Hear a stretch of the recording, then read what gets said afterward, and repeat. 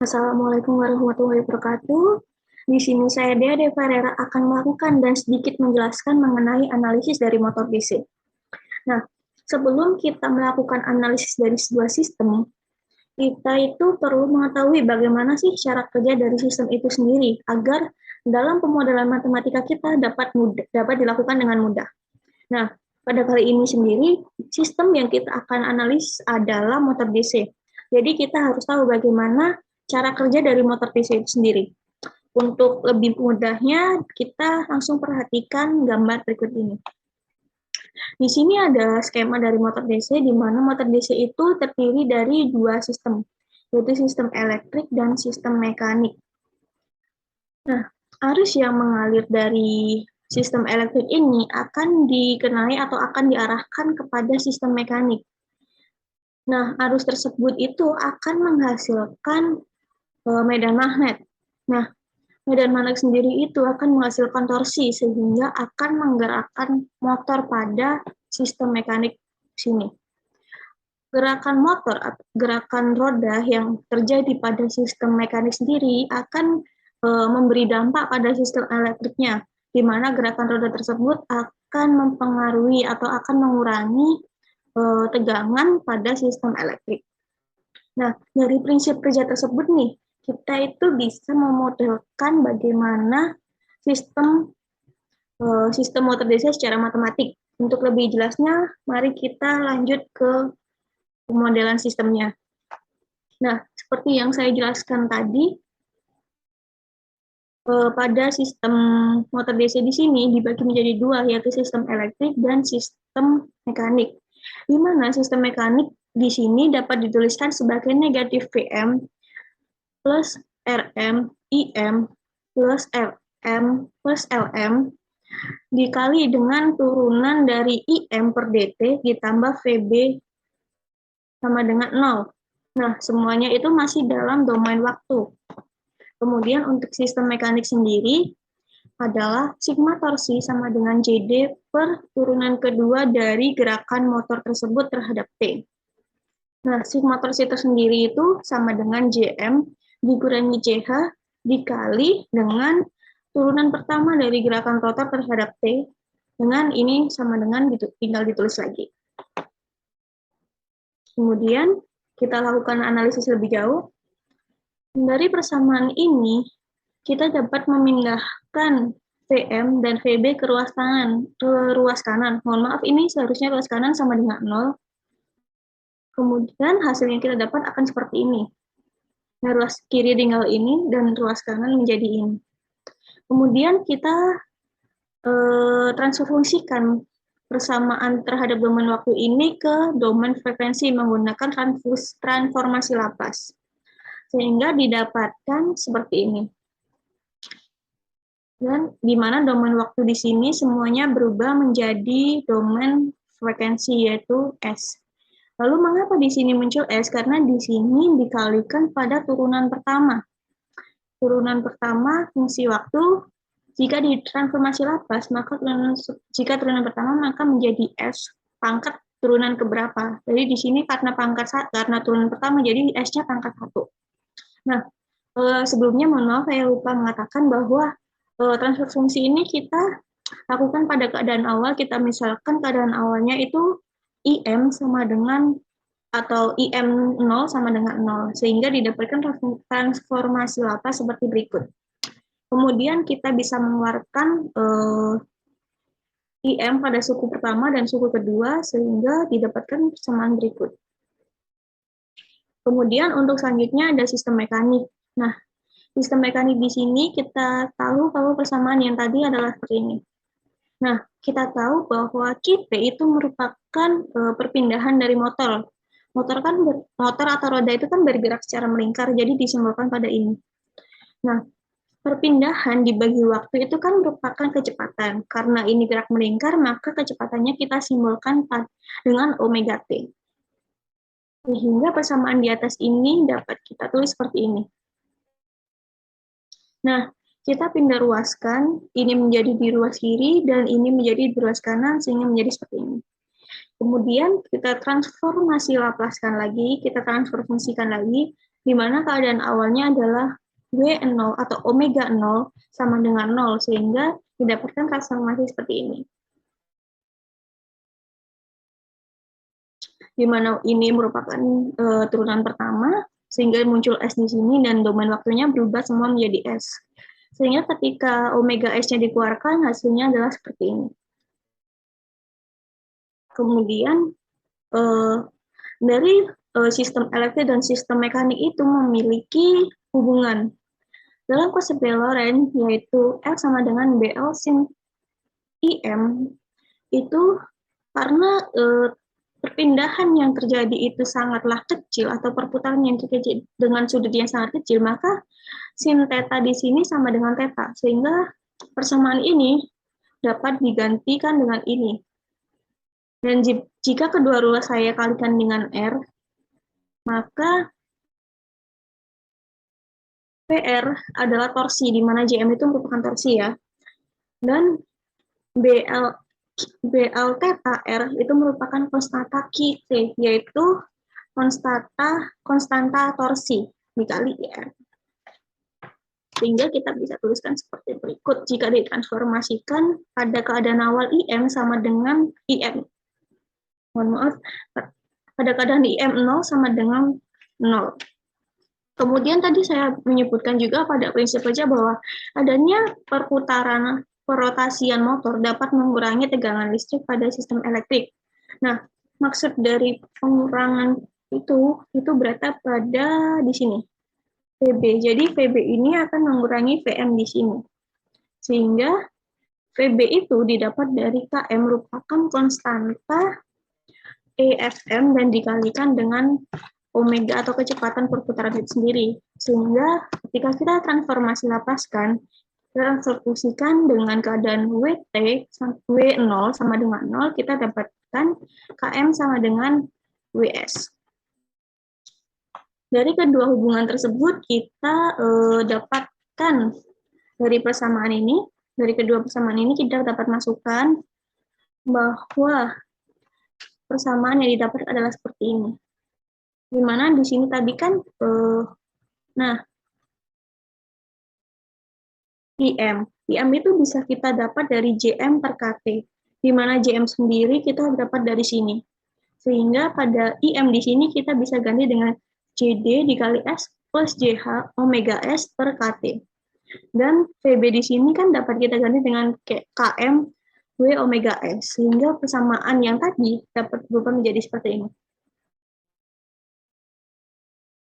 Kemudian persamaan ini kita pindah ruaskan ke sebelah kiri sehingga terbentuk persamaan ini. Dan omega S kita keluarkan sehingga seperti ini. Dan kita tahu bahwa model matematik dari sebuah sistem adalah keluaran dibagi masukan, itu merupakan model matematik dari sebuah sistem. Sehingga ketika kita sehingga dari persamaan ini kita dapat menentukan bahwa WS per VM sama dengan KT per RM ditambah LM dikali S dikali JD dikali S ditambah JH tutup kurung ditambah KT dikali KM. Sehingga ketika kita masukkan parameter-parameter di sini kepada persamaan ini, kita dapatkan persamaan berikut. Sehingga di mana omega S per VMS sama dengan 0,042 dibagi 1,856 kali 10 pangkat min 8 S kuadrat ditambah 1,344 dikali 10 pangkat min 4 S ditambah 1,769 dikali 10 pangkat min 3. Nah, dari model matematik yang kita dapat sebelumnya, kita dapat menentukan nilai 0 dan pol. Untuk menentukan nilai 0, kita hanya perlu berfokus pada pembilangnya. Sedangkan untuk menentukan nilai pol, kita hanya perlu berfokus pada nilai penyebutnya. Nah, pada sistem ini, pada model matematik ini, atau pada model basic, kita tidak memiliki nilai 0. Mengapa? Karena di sini pada pembilang kita tidak memiliki faktor-faktor penyelesaian atau tidak memiliki nilai S sama sekali. Sehingga dapat dikatakan bahwa model basic tidak memiliki nilai 0. Kemudian untuk menentukan nilai pol pada sistem model basic, kita dapat menggunakan bantuan dengan menggunakan rumus ABC, yaitu dimana pun sama dengan min B plus minus akar B kuadrat min 4AC per 2A. Nah, dari persamaan ini, dari model matematik ini, kita dapat menentukan bahwa ini adalah nilai A, ini adalah nilai B, dan ini adalah nilai C. Sehingga kita dapatkan untuk pool pertama bernilai min 13,2 dan pool kedua adalah negatif 7228,2. Nah, selanjutnya setelah kita mengetahui transfer fungsi dari motor DC dan menentukan nilai pool-poolnya, maka kita akan mencoba untuk menampilkannya pada MATLAB dan kita juga akan membuat simulasi dan menentukan nilai PID pada MATLAB.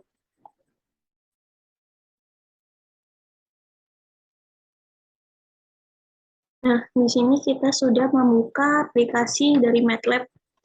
Nah, di MATLAB ini nanti kita akan menampilkan transfer fungsi, menentukan posisi pool dan zero, serta membuat simuling dan menentukan PID dari sistem motor listrik. Pertama, kita mulai dengan menampilkan transfer fungsi yang kita peroleh tadi pada perhitungan matematik. Nah, untuk menampilkannya, kita harus mendeskripsikan nilai numerator dan denominatornya. Numerator itu bisa dibilang nilai dari pembilang dari pemodelan matematik, sedangkan denominator adalah nilai dari penyebut.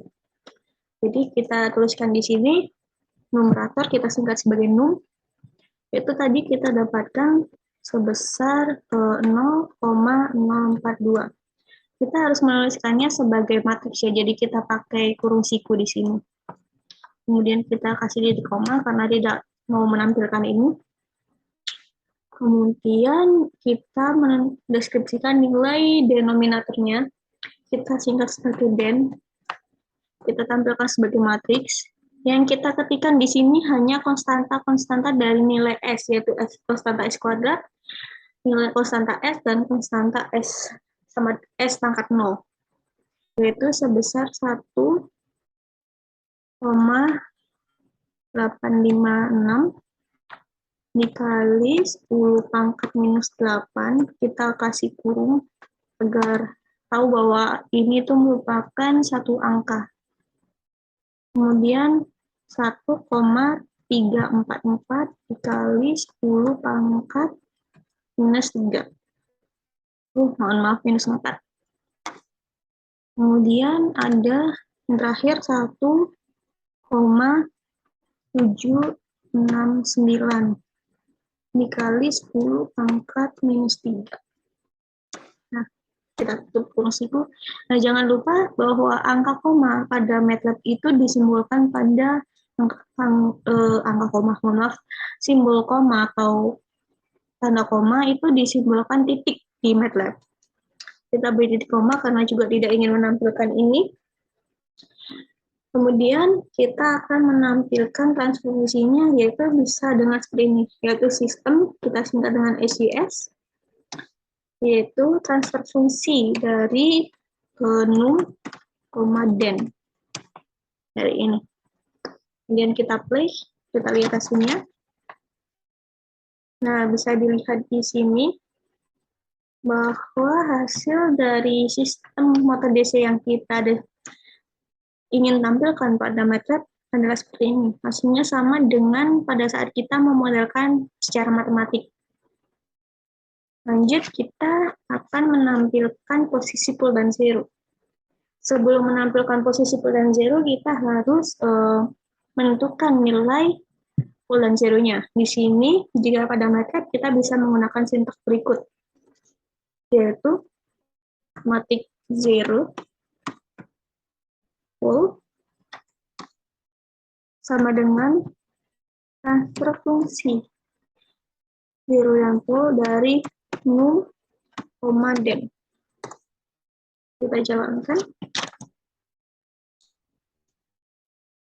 Nah, di sini kita dapatkan hasil bahwa pada sistem ini tidak memilikinya zero dan memiliki dua nilai pool, yaitu sebesar negatif 7228,2 dan negatif 13,2. Ingat angka di sini, dua angka di sini dikalikan 1000 ya. Lihat, ini ada tanda bintang yang artinya 1000 dikali.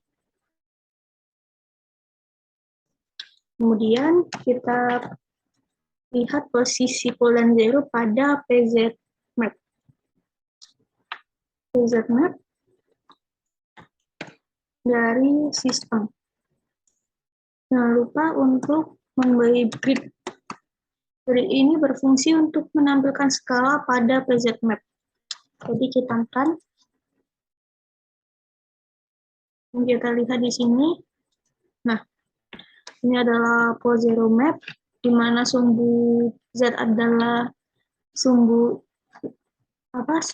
margin, I margin atau I, dan sumbu Y adalah sumbu bilangan real. Sumbu X adalah sumbu bilangan real, mohon maaf. Nah, kita ada tanda X ini menandakan polnya. Di sini ada 2 tanda X, yang sama dengan ini ada 2 pol, artinya di sini nilai polnya adalah negatif 13,2 seperti yang terlihat. Dan di sini nilainya adalah negatif 72 sekian. Nih.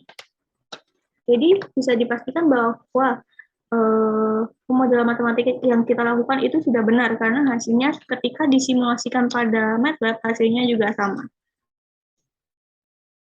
Nah, selanjutnya kita akan melakukan simulasi simuling. Pertama kita harus membuat rangkaiannya terlebih dahulu. Nama yang kita butuhkan adalah transfer function, yaitu dari menu continuous. Kita carinya di simulasi Simulink Library Browser. Kita ambil transfer function di sini. Kemudian kita atur dengan cara mengklik 2 kali. Nah, kita ganti nilai numeratornya dengan hasil dari pemodelan matematik yang kita lakukan tadi, yaitu 0,042 dan determinator kayak tadi, seperti tadi, bentuk matriks ya, jadi nilai konstanta dari S kuadrat, S pangkat 1, dan S pangkat 0 kita tuliskan sebagai matriks, yaitu 0,00001856. Nah, di sini kita tidak bisa menggunakan 10 angka, jadi kita harus menuliskan banyak bilangan di belakang koma. Kemudian ada 0,001344 dan 0,001769. Nah, kita oke di sini. Kita perbesar supaya terlihat angkanya. Nah, seperti ini. Kemudian transfer function tersebut kita beri sinyal step. Kita ambil dari common use book. Kita cari sinyal step. Oh, malah sinyal step ada pada source. Cari sinyal step. Sini kita tambahkan sebagai nilai input. Jadi kita juga butuh outputnya, kita bisa menggunakan slope, kita cari di command use block di sini, gunakan slope. Nah, kemudian kita hubungkan terlebih dahulu di sini. Mohon maaf. Nah, sistem tersebut ini kita beri feedback, kita gunakan sum di tempat yang sama seperti slope. Kita letakkan di sini, ini dihapus dulu. Feedback itu kita ganti tandanya dulu jadi plus minus.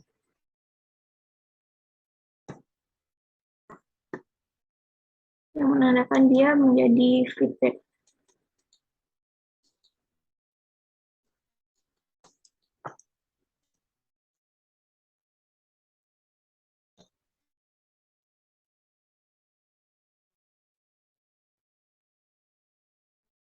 Pastikan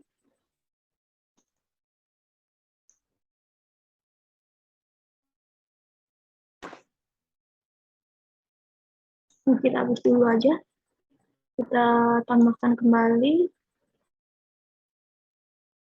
Sini kita ganti tandanya. Ini. Nah, saat ini kita hubungkan di sini, ini kita di sini, kemudian ini kita hubungkan di sini sebagai feedback. Nah, ini merupakan simulan dari, kemudian tidak lupa kita ingin membuat bahwa ada delay di situ, jadi step time-nya itu sekitar 5 detik. Dan nilai keluar yang kita inginkan adalah mulai dari 0 hingga 3. Gitu ya. Ini nilai delaynya. Kemudian kita run.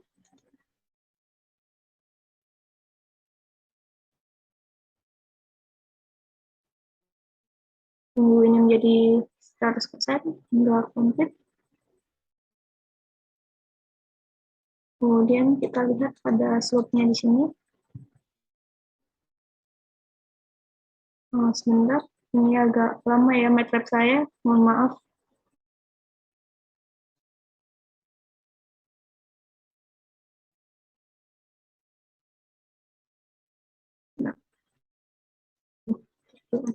Nah, di sini ada sedikit gangguan. Kita bisa melihat ini bisa diperbesar, ini bisa diperbesar.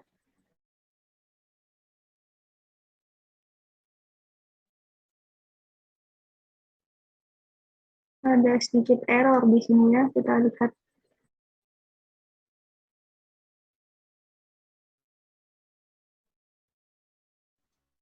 Nah, sini ada sedikit error, jadi kita membutuhkan PID untuk menyeimbangkannya. Jadi kita hubungkan dengan PID.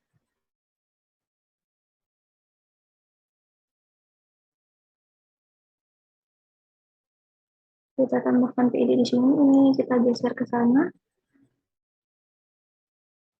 Nah, kita membutuhkan penguat. Kita butuh 3 penguat karena PID yaitu proporsional. Kita hapus dulu ini. Kita butuh 3 penguat. Ini.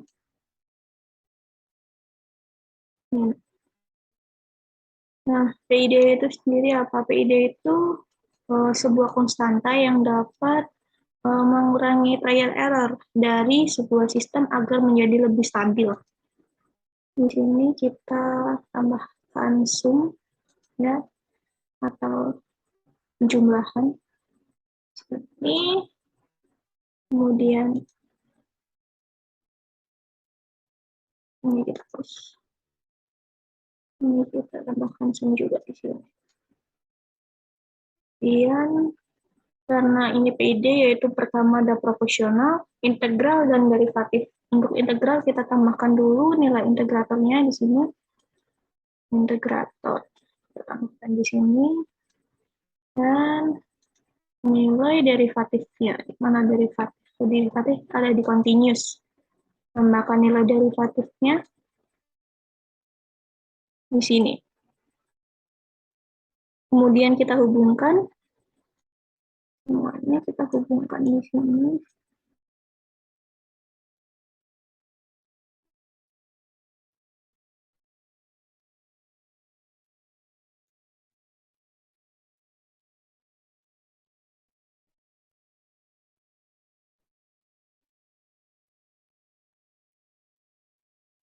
Nah, seperti ini. Mungkin ada yang bertanya, fungsi ini tuh apa sih? Fungsi ini tuh untuk menjumlahkan. Jadi keluaran dari yang ada di sini ditambah dengan rangkaian di sini, kemudian ditambahkan dengan keluaran yang di sini. Dengan bedanya apa dengan ini? Lihat nih, kita bisa lihat bahwa tandanya di sini plus plus, di sini plus plus, di sini plus min. Jadi keluaran yang akan di sini akan mengurangi keluaran dari yang ada dari sini. Gitu. Kemudian kita kasih nama dulu, ini adalah konstanta proporsional. Kita namakan KP. Ini adalah konstanta integrator. Kita namakan KI. Dan ini konstanta derivatif. Kita namakan KD.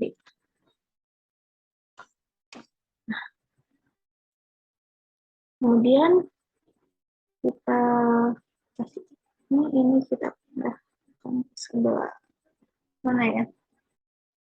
Sebelah sini lah ya. Nah, kemudian untuk menghilangkan ini, kita itu harus membuat tiga konstanta ini memiliki nilai yang pas satu sama lain agar nilai ini hilang. Untuk melakukannya, kita bisa melakukan coba-coba, yaitu misalnya kita ubah ini menjadi 5. Kemudian ini menjadi 2, ini juga 2. Kita lihat.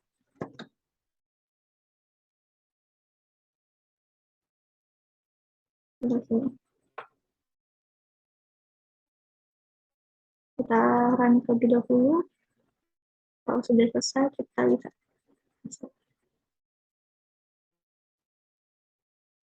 Ini kita kecilkan terlebih dahulu ya.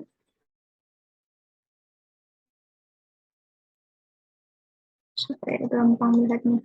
Nah, dari hasil yang kita running tadi, lihat nih, ujungnya sudah agak berubah ya. Tadi kan seperti ada ujung di sini yang sangat lancip, ini sekarang agak mendatar. Dan kita agak ubah kembali, kita buat ini 6 misalnya. Kita buat ini, kita coba kecilkan ya, kita coba kecilkan jadi 1,5 deh, 1,5. Nah, ini juga kita kecilkan jadi 1,5. Apa yang terjadi? Kita run dulu. Tunggu ini sampai penuh atau sampai 100%. Dan kita lihat hasilnya. Nah, lebih membaik ya. Lihat. Ini daerah sini lebih membaik. Kemudian jarak lengkungan ini ke sumbu ini, di mana kita minta pada detik kelima kita harus langsung memiliki nilai keluaran 3. Jadi dengan mengecilkan nilai KD, kita mendekatkan nilai keluaran grafik atau kurva keluaran ke sumbu yang diinginkan ini, di sumbu Y-nya. Sedangkan ketika mengecilkan nilai ini, kita mendekatkan sumbu X ini ke yang kita inginkan. Jadi kita kecilkan lagi, ini biar dapat 6. Kita kecilkan ini menjadi, kita coba 0,5. Oke. Dan ini kita coba 0,25. Kita apply dulu caranya. Kita lihat hasilnya. Nah, untuk sumbu di sini ini sudah pas ya, bisa dilihat. Tapi itu sumbu sini masih kurang, jadi kita harus mengecilkan nilai KD-nya. Kita besar aja segini supaya nilainya kelihatan. Kita buat 0,05. Nah, kita running lagi.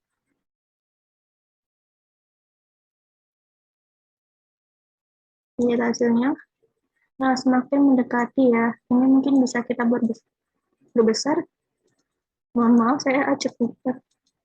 Oh, ternyata nilai I-nya terlalu turun. Jadi kita harus menaikkan nilai KI-nya.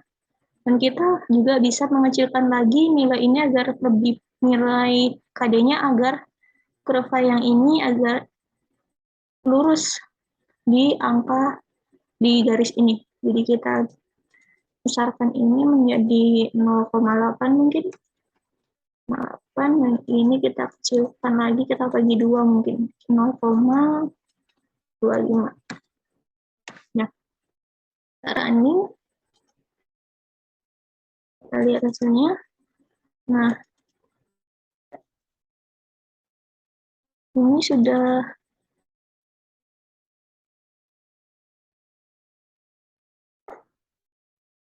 sini sudah sangat mendekati, atau mau kita kecilkan lagi? Kita kecilkan lagi coba. Ini kita buat, kita dekatkan lagi juga, kita berbesar sedikit jadi 0,9. yang bawah kita jadikan 0,2 mungkin. Kita coba-coba saja. Jika dirasa grafik yang tadi sudah cukup, maka nilai KPKI-nya, KPKI dan KD-nya juga sudah cukup. Karena eh, tidak ada yang bisa menetapkan secara pasti nilai KP, KI, dan KD-nya. Kita hanya bisa melakukan pendekatan. Kita running. Lihat di sini, kita perbesar.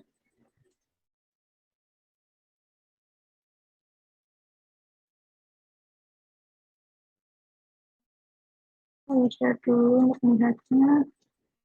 Ini di sini udah merasa cukup ya. Kita mungkin bisa naikkan ini sedikit lagi. Jadi kita ubah nilai KI-nya, kita berbesar nilai KI-nya. Jadi mungkin 1. Oh, 1,1 deh. Kita coba, kita running.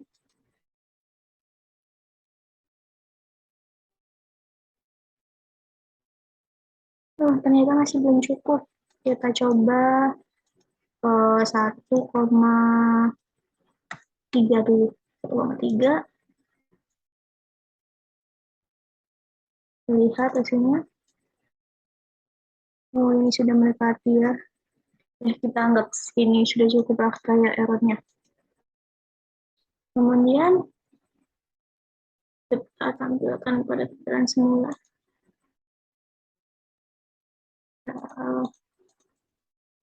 Nah, bisa kita lihat di sini bahwa dengan menambahkan PIP pada simulasi motor DC atau kita hubungkan dengan motor DC kita, maka keluaran yang dihasilkan itu akan lebih stabil. Tadi kan ada sedikit naikan di sini ya. Nah, dengan menambahkan PID itu naikan itu akan hilang, kenaikan di sini tadi akan hilang, dan sistem tersebut akan menjadi stabil sehingga nilai errornya akan lebih sedikit karena keluaran yang dihasilkan mendekati nilai yang kita inginkan. Jadi mungkin itu saja yang bisa saya sampaikan pada video ini. Mohon maaf apa ketika saya ada kesalahan kata atau ada yang kurang berkenan di hati para melihat video ini. Kurang lebihnya mohon maaf. Assalamualaikum warahmatullahi wabarakatuh.